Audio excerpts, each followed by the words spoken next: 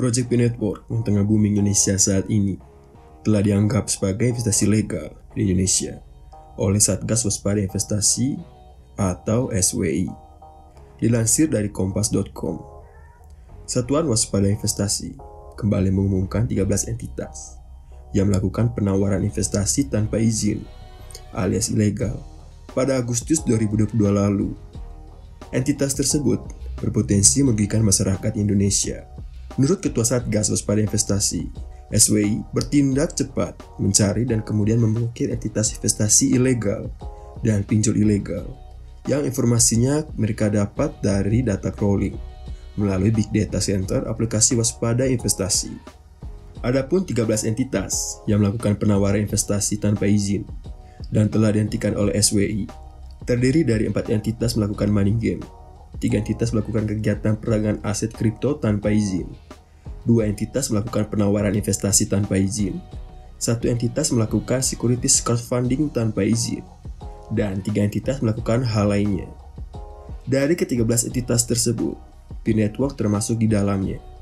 Pi Network dianggap investasi ilegal karena sebagai penyelenggara mata uang dan perdagangan kripto tanpa izin.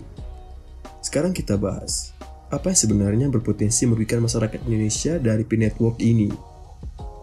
Bukan merugikan pionir Pi Network saja, tapi seluruh masyarakat Indonesia, termasuk yang tidak menambang Pi Network.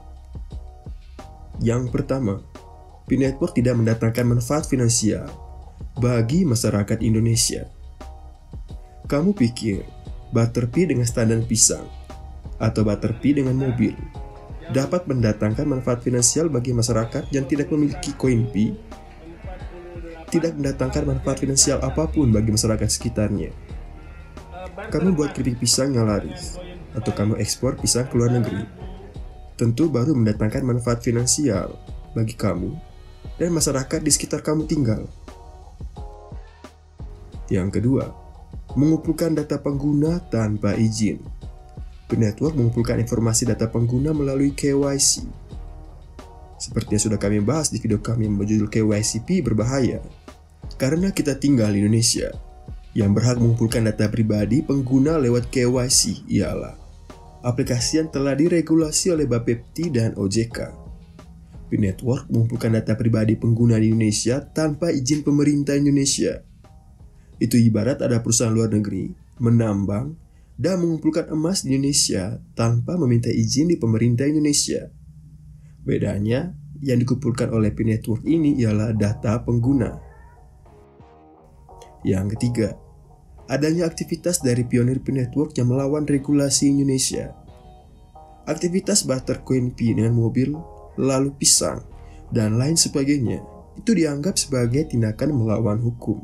Menurut regulasi Peraturan Menteri Perdagangan Republik Indonesia tahun 2018 tentang kebijakan umum penyelenggaraan perdagangan berjangka aset kripto, pada pasal 1 tertulis, aset kripto ditetapkan sebagai komoditas yang dapat dijadikan subjek kontrak berjangka yang diperdagangkan di bursa berjangka.